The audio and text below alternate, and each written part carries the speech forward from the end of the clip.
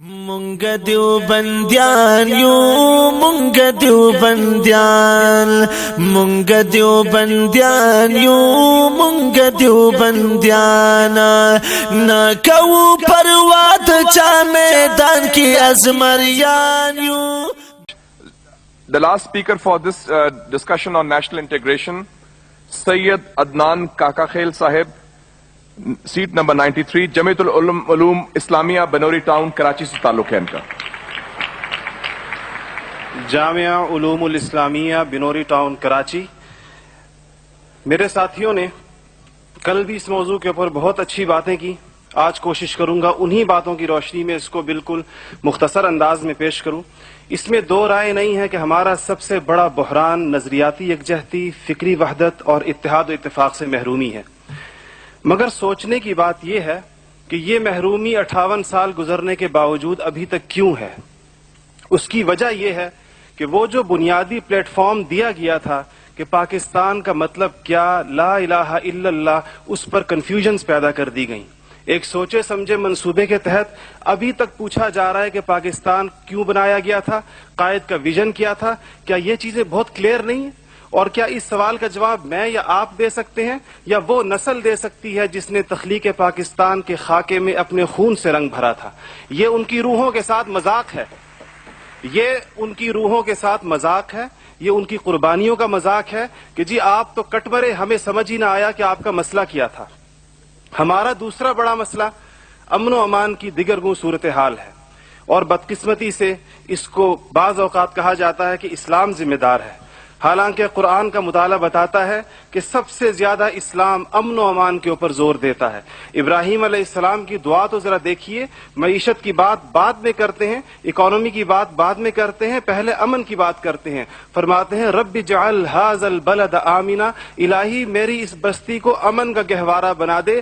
پھر فرماتے ہیں وارزق اہلہ من الثمرات، اس میں رہنے والوں کو ان کی معیشت بھی ٹھیک کر دیجئے. اور اللہ تعالیٰ بھی جب اپنے انعامات گنواتے ہیں تو فرماتے ہیں ابراہیم علیہ السلام کو کہ وَإِذْ جَعَلْنَا الْبَيْتَ مَثَابَةً لِلنَّاسِ وَأَمْنًا، ہم نے آپ کو ایک ایسی جگہ بسایا جس کو بار بار آنے کی جگہ اور امن کا گہوارہ بنایا. یہ تو بات بالکل واضح ہے. مسئلہ یہ ہے ہمارا امن و امان تباہ کیوں ہوا، ہمارا نوجوان کس طرح دہشت گردوں کا آلہ بنا، اور ہم روز بروز لا قانونیت کی دلدل میں کیوں دھسے جا رہے ہیں. جناب صدر، نوٹ کرنے کی بات ہے کہ یہ سبق اس کو کسی مذہب نے نہیں سکھایا، یہ سبق اس کو کسی دین نے نہیں بتایا. یہ طبقاتی تفریق، استحصالی نظام، ٹیلنٹ کی بے قدری، تعلیمی ڈھانچے کا کھوکھلا پن، بے انتہا کرپشن اور اختیارات کے ناجائز استعمال، وہ خوفناک مسائل ہیں جو نوجوان کو اس طرف لے کر گئے ہیں. آپ یہ مسائل حل کر دیجئے، آپ یہ مسائل حل کر دیجئے، پھر دیکھیے یہ نوجوان دہشت گرد ہے یا امن پسند ہے. ہمارا تیسرا سب سے بڑا مسئلہ جو اس وقت بہت اہمیت کا حامل ہے، جمہوری روایات کا فقدان ہے.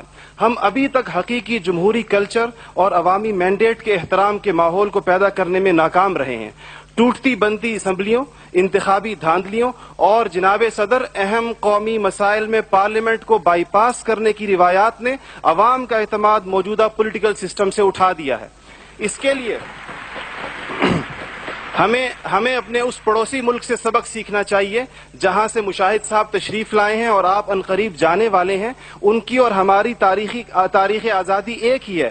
ان کو اور ہمیں اور ان کو ایک جتنا وقت ملا ہے، مگر انہوں نے اپنے ہاں جمہوری اقدار کو اتنا مضبوط کر دیا ہے کہ حکومت کتنی ناکام ثابت کیوں نہ ہو جائے، کوئی بھی افتاد ٹوٹ پڑے، یہ نہیں ہو سکتا کہ فوج بیرکوں سے نکلے اقتدار میں آ کر بیٹھ جائے.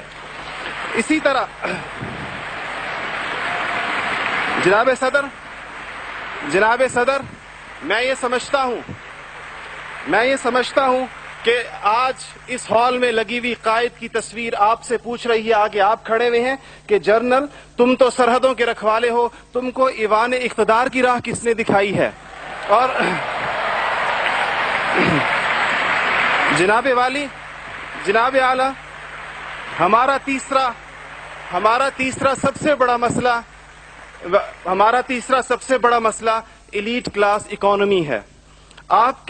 आदाद शुमार के जादूगर कह रहे हैं कि मईशत तरक्की कर रही है, ज़र मुबादला के ज़खायर बढ़ रहे हैं, कर्जे कम हो गए हैं, कशकोल टूट गई है। आप बार बार कहते हैं पहले हम मांगने जाते थे, अब हम देने जाते हैं, और अवाम हैरान है कि खुदाया क्या माजरा है। मईशत तरक्की कर रही है, गरीब का चूल्हा बुझ रहा है, ज़र मुबादला के ज़खायर बढ़ रहे हैं, पेट्रोल की कीमतें आसमान से बातें कर रही हैं, रुपए की कीमत डी वैल्यू होते होते कहां आ खड़ी हुई है। और इसके बाद एक और बात जनाब सदर, आपने कहा कि बसंत मनाने से कुछ नहीं होता, इस्लाम तफरीह से हरगिज मना नहीं करता बल्कि सेहतमंद तफरीह की हौसला अफजाई करता है। मगर खुदारा महरूमों लाचारों की आरजुओं के मजार पर धमा चौकड़ी ना मचाई जाए। देखें, इस्लाम ये कहता है अगर एक घर के अंदर एक अजीब तासुर है, ठीक है, लोग इनफरादी तौर पे पतंग उड़ाएं, कोई इसको हराम नहीं कहता, मगर जब एक गरीब देखता है कि मेरे पेट में रोटी नहीं, मेरा सदर पतंगबाजी कर रहा है, तो वो यूं समझता है कि हमारे दरमियान कोई गैप है। आप बिल्कुल, वो समझता है, गरीब कहता है कि मैं, गरीब देखता है, गरीब आपको उसके एहसासात का बिल्कुल इस तरह लगता है एक घर के अंदर मैयत पड़ी हो और आप दूसरे घर के अंदर ड्रम बजाएं कि मैं तो आजाद हूं, गम तो तुम्हारा है, मेरा नहीं है। तो इसको कोई भी इसकी इजाजत नहीं देगा, कोई भी मजहब कहेगा कि नहीं, उसका एहसास कीजिए, उसके अश्कशोई करें, उसको सीने से लगाइए। इसके अलावा जनाब सदर, एक बहुत अहम बात जो हम महसूस करते हैं कि बाज मसाइल आपके लहजे की करख्ती की वजह से खराब होते हैं। आप बलोचिस्तान के अवाम से कहते हैं तुम्हें हम वहां से हिट करेंगे, तुम्हें पता ही नहीं चलेगा हमने तुम्हें कहां से हिट किया है। ये चीजें आप कौम के बड़े हैं, आपको बिल्कुल कौम से इस अंदाज में गुफ्तगू करनी चाहिए जिस तरह आप अपने बेटे बिलाल से गुफ्तगू करते हैं। आपको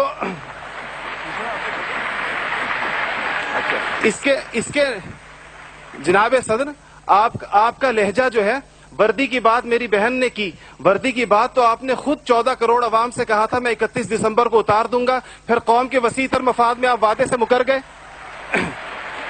थैंक यू जी, शुक्रिया, मेहरबानी, थैंक यू। आपका टाइम हो गया हो जी।